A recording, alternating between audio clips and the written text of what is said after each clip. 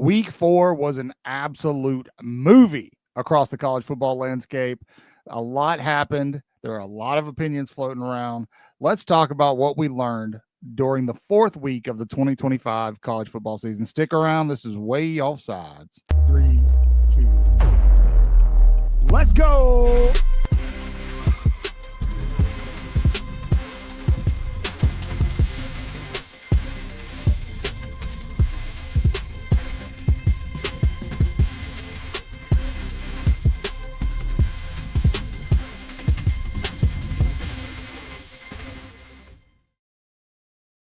Hey, good morning, good evening, good afternoon, whatever the case may be. Welcome to Way Offsides, where normally we talk Alabama, but the Alabama Crimson Tide was on a bye week this Saturday during week 4, obviously prepping for that big Georgia game over in Athens coming up here very soon, which, by the way, ESPN decided to forego to head up for Penn State, Oregon, which I'm kind of okay with.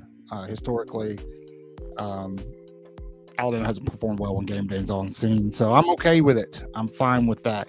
But there were a lot, even without its fabulous Alabama Crimson Tide. College football went on for a week, and there was a lot that happened, and we're going to get into all of it.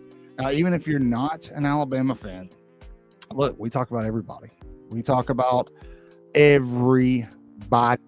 This is a great place to hang out with like-minded individuals and get all of your information. So while you're here, leave a big Roll Tide, leave a big whatever in the comment section. Tell me what you learned, what you observed during week 4 of the college football season, and hit the subscribe button and leave a big thumbs up on this video. Por favor. Well, let's get into it. We're not going to waste a lot of time because we have a ton to unravel today. So we'll jump right in, right off the bat.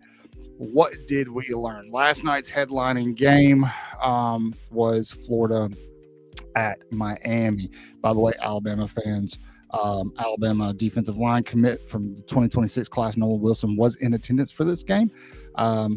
As of right now, I don't think there's any concern there for flipping, but this game was a tough watch. It was a tough watch, obviously, for Florida Gator fans who are kind of reeling from a couple of other losses. Florida's now 1-3 on the season. They started off with very, very high expectations, as did DJ Lagway. We're going to talk about the Florida side of this first. I want to acknowledge Florida's defense. Florida's defense kept Florida in that game. The final score doesn't really reflect how well Florida's defense played. Miami scored 13 basically right before the game ended. So it was a very, very close game. Florida's offense is another story. And at a certain point, I think Florida fans are understanding, because Billy Napier, head coach, is also the signal caller, or the play caller for the offense. Florida fans are getting tired of it. They're sick of it. DJ Lagway was less than stellar. He has yet to live up to the preseason hype, straight off of throwing 5 interceptions at LSU. He threw 12 for 23 for 61 yards. Did not throw a pick, but you could tell that he was terrified. He was absolutely terrified. Miami's pass rush was getting after him all night. Florida's offensive line played terrible. Florida did start to run the ball effectively in the second half, but in the first half, I think they had like -5 rushing yards going into the half. It was abysmal. It was really, really bad. They totaled 141 yards, 61 passing, 80 rushing. Again, most of that came in the second half. While Miami didn't fare much better. They ran better than Florida did in the first half, but Carson Beck did not look crisp or fantastic. He would finish with 160 yards and 1 interception, 0 touchdowns on 17 completions out of 30 attempts. Carson Beck, I have said this for 2 seasons when he was at Georgia. If you can, and Nick Saban alluded to it on College Game Day yesterday morning, if you can get him to move around in the pocket, he is incredibly inaccurate. That's how Alabama was able to beat them at Georgia. They just kept pressuring them and pressuring them and pressuring them. That's how a lot of people were able to beat them. Not a lot of people, but the folks that did beat them, Ole Miss, at Georgia, that's how they did it. They made Carson Beck uncomfortable. Now, Miami's schedule sets up very nicely for them. They pretty much play cupcakes the rest of the season. The first couple of weeks of the season was what they had to get through: Notre Dame, Florida, and then they still have to play Florida State on October 4th. But after that, they've got Louisville, Samford, SMU, which we'll see, Syracuse, NC State, Virginia Tech, and Pitt. So very easy schedule. So you can probably go ahead and pencil Miami into the playoff. But I'm telling you right now, don't buy them. Now, Miami's a good team. They are a good team. They've looked good. They've looked good in the trenches. However, we are hanging our hat on Miami beating a Notre Dame team who is now a 2-loss team, will probably be a 3 or 4-loss team before it's all said and done. We're hanging our hat on Miami because they bullied Florida, who, if you watch that game, you could tell DJ Lagway's confidence is absolutely destroyed. I have been preaching and yelling about this for a long time, throwing 5-star quarterbacks into the fire before they're ready. He was not ready, and it has destroyed his confidence. He is terrified to make the wrong decision after throwing 5 interceptions at LSU. And Carson Beck looked mediocre. The offense looked mediocre. The best part of Miami's game was their pass rush. But again, a decent offensive line may be able to neutralize that. So I'm not hyped. I'm not entirely sold on Miami. I expect them to make the playoff, but I do expect them to get exposed in the playoff. So that's where I am on the Hurricanes. They are not the best team in the ACC. That crown, I think, right now belongs to Florida State. So moving on, something else I learned in week 4. Now, let me preface this. I absolutely can't stand Auburn. I hate Auburn as much as anybody else. But Auburn got absolutely hosed yesterday. Absolutely hosed during the Oklahoma game. This was a flag fest. Whoever this SEC crew is, every one of them needs to be investigated. This was absolutely ridiculous. The SEC has a major officiating problem.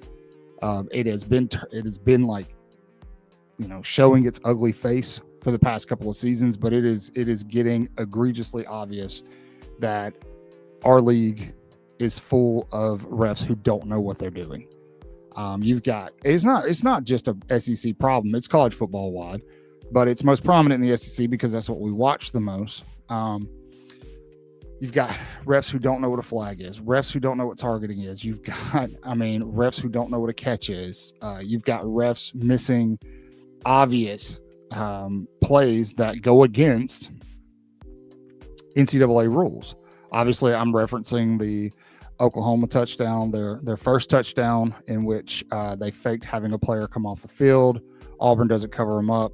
Oklahoma snaps the ball, hits him for a big touchdown down there. Absolutely ridiculous and should not have happened. And I hate Auburn. I revel in them losing as much as anybody else, but they've got a legitimate gripe. This was probably the most evenly matched game I've seen so far this year, in a sense that let's just go through the stats really quick. Auburn had 287 yards total. Oklahoma had 303 passing yards. Auburn had 220. Oklahoma had 271. Auburn could not run the ball, neither could Oklahoma. These are two very stout run defenses. Auburn rushed for 67. Oklahoma rushed for 32. They were both averaging around 5 yards a play. Golly, man. Third down efficiency, Oklahoma was 3 for 12.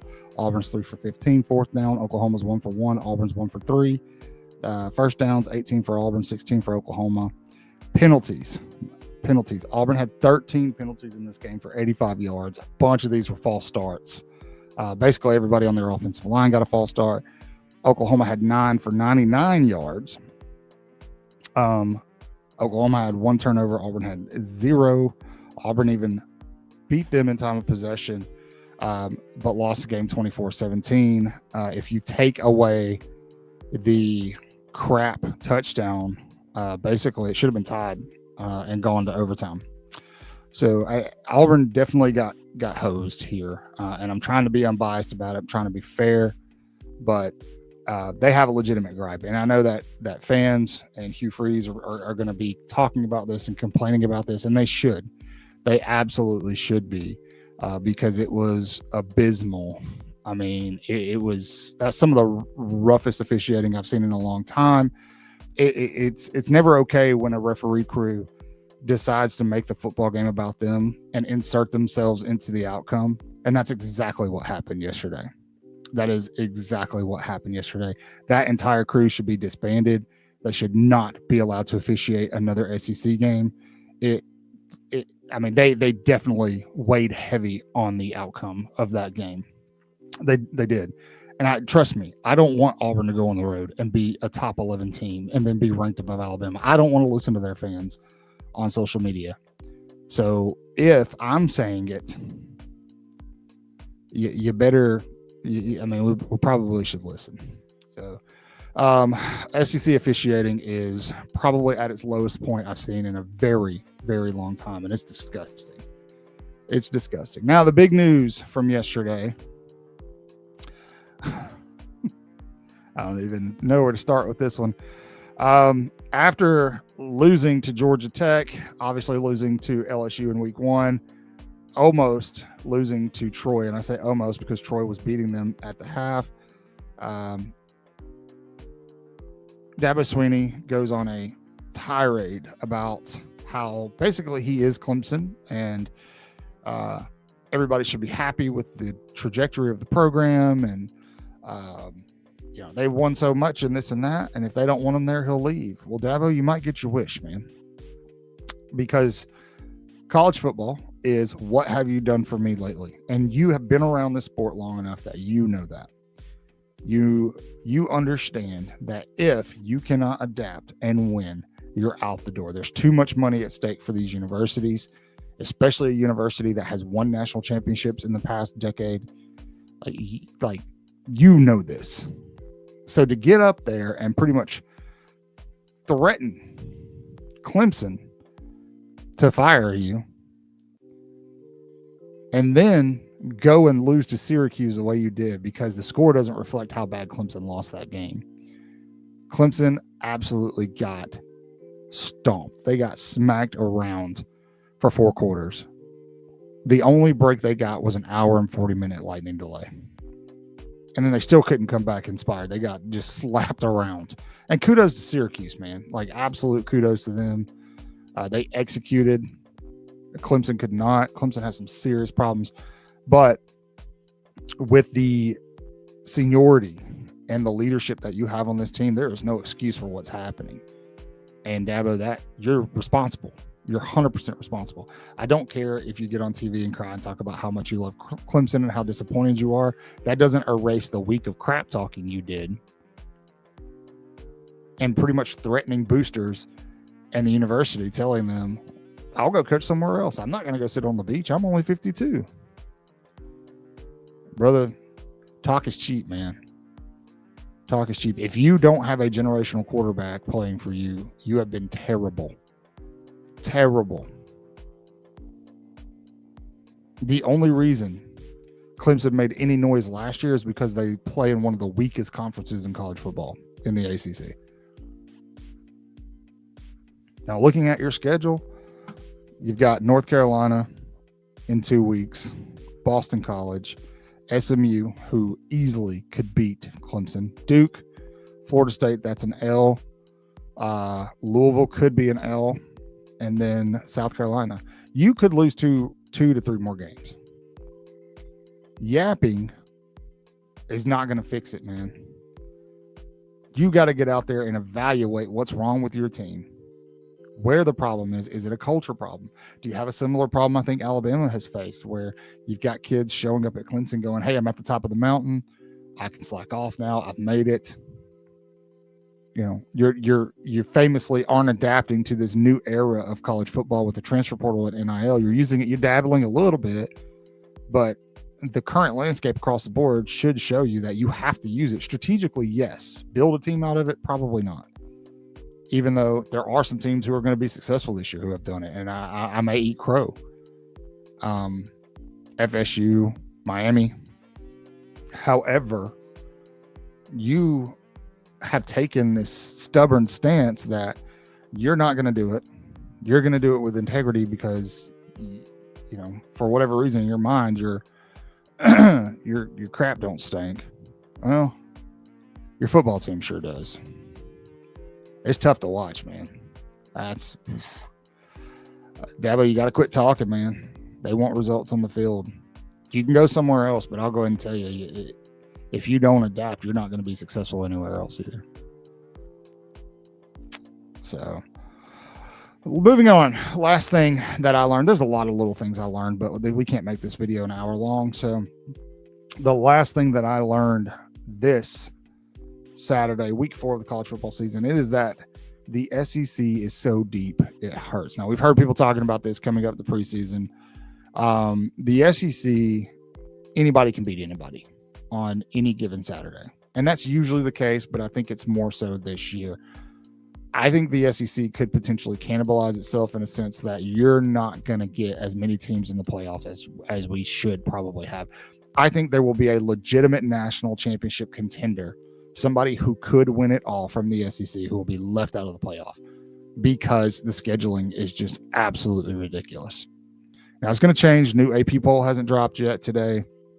You had some losses there, but the majority of teams from top to bottom, doesn't matter if you're, Georgia, doesn't matter if you're LSU, doesn't matter if you're Alabama, doesn't matter if you're Mississippi State, Arkansas, or Florida right now, you're going to play several ranked teams.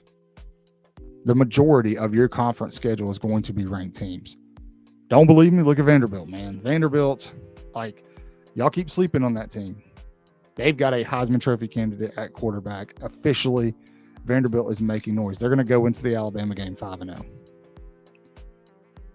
The SEC is so deep that it is going to eat itself alive.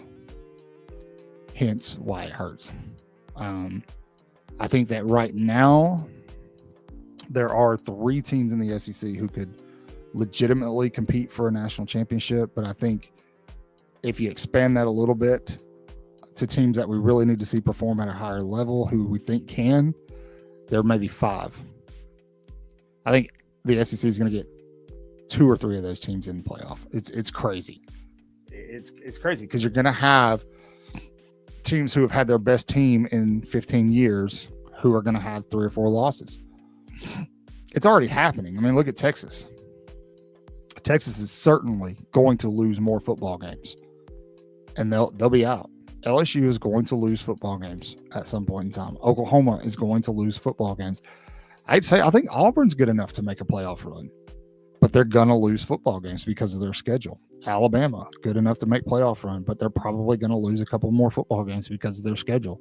Tennessee, I don't know, maybe. The SEC is going to eat itself alive while the Big Ten plays through Northwestern and all these other schools to get a clear path at a fresh team in the playoff, much like they did last year. And so it's the SEC's got to figure out scheduling. I don't know, man. I don't know. It's a rough conference to be playing in right now. It's very, very, very strong, and it's the talent is widely dispersed. It's almost even at this point. We're not quite there, but I mean, there are some seriously good football teams in the SEC. So that'll do it. Those are the things I learned this week. During week 4 of the college football season, we are, obviously getting ready for Alabama to go to Athens for that big matchup. Has national championship implications. In week 5, we'll be covering that all week. We're going to be sitting down with Randy from How About Them Dogs podcast to kind of do another special head-to-head. He's going to break down Georgia from his perspective. We'll break down Alabama for ours. I think some of the things that I'm going to say and I've looked at and analyzed might surprise you. So you are not going to want to miss those. The best way to stay in the loop is to hit the notification bell. You hit the notification bell, subscribe. You won't miss a thing. You can do that on your phone. You can also follow us over on social media. That is at way offsides, 4 A's. 3's not enough, 5's too many, 4, just like in the word Alabama. Tell them, Skip. Way, this is all caps, W-A-A-A-A-Y, way. Thank you, Skip. Check is in the mail. Hey, thanks for sticking around with me. You guys are the absolute best. Can't tell you how fun it is to get to do this every week just because of you guys. You guys make it amazing. As always, you know the drill if you've been here for a long time. You know, say your prayers, read your Bibles, wash your hands, horns down, beat Auburn and LSU and Tennessee too. Roll Tide.